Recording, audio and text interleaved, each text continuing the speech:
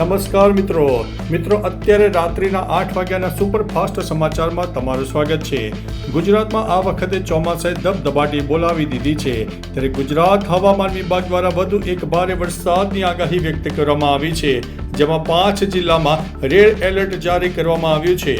હવામાન વિભાગના જણાવ્યા અનુસાર 5 જિલ્લામાં અતિ ભારે વરસાદ પણ થઈ શકે છે, જોકે ગુજરાતના અન્ય તમામ જિલ્લામાં ઓરેન્જ એલર્ટ જાહેર કરાયું છે, જ્યારે ભારે વરસાદ અમુક વિસ્તારમાં થઈ શકે છે। હવે મિત્રો કયા વિસ્તારમાં રેડ એલર્ટ આપવામાં આવ્યું છે?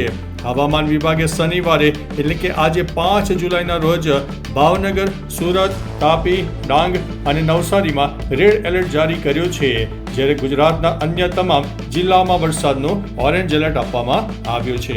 ત્યારે મહત્વનું છે કે બીજી બાજુ દ્વારકામાં મિત્રો 4.45 ઇંચ વરસાદ ખાબકતા તરબડોળ થઈ ગયું છે અને રાજ્યના 100થી વધુ તાલુકામાં મેઘમહેર પણ જોવા મળી છે। મિત્રો અન્ય મહત્વના સમાચારની વાત કરીએ તો ગુજરાતમાં છેલ્લા ઘણા સમયથી વ્યાયામ શિક્ષકોની ભરતીને લઈને આંદોલન થઈ રહ્યા છે, ત્યારે હવે આ વ્યાયામ શિક્ષકોને લઈને મહત્વના સમાચાર સામે આવ્યા છે। ભરતી, લાયકાત અને વય મર્યાદા અંગે એક કમિટીની રચના કરવામાં આવી છે।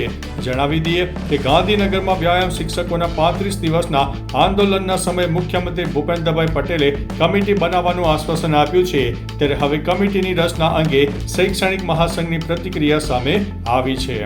મિત્રો અન્ય મહત્વના સમાચારની વાત કરીએ તો નર્મદા જિલ્લાના દેડિયાપાડા ખાતે આમ આદમી પાર્ટીના ધારાસભ્ય ચૈતર વસાવા અને ભાજપ શાસિત તાલુકા પંચાયતના પ્રમુખ વચ્ચે ઉગ્ર બોલાચાલી બાદ મારામારીનો બનાવ બન્યો। આ ઘટના તાલુકા સંકલન સમિતિની બેઠક દરમિયાન બની હોવાનું સામે આવ્યું છે અને આ મામલે ફરિયાદ નોંધાતા ચૈતર વસાવાને પોલીસ સ્ટેશન લઈ જવામાં આવ્યા હતા। આ દરમિયાન પોલીસ અને ચૈતર વસાવાના સમર્થકો વચ્ચે ઘર્ષણ સર્જાયું હતું। મિત્રો અન્ય મહત્વના સમાચારની વાત કરીએ તો આ ફોટો કોઈ પ્રદર્શનનો નહીં પરંતુ મિત્રો મળેલા હથિયારોનો છે। મણિપુરમાં મોટું ઓપરેશન સામે આવ્યું છે। AK-47, IED અને ગ્રેનેડ જેવા ઘાતક 203 હથિયારો જપ્ત કરવામાં આવ્યા છે। તો ચાલો મિત્રો ફરીથી દેશ અને દુનિયાના સુપરફાસ્ટ સમાચાર લઈને મળતા રહીશું, ત્યાં સુધી અમને રજા આપશો। નમસ્તે।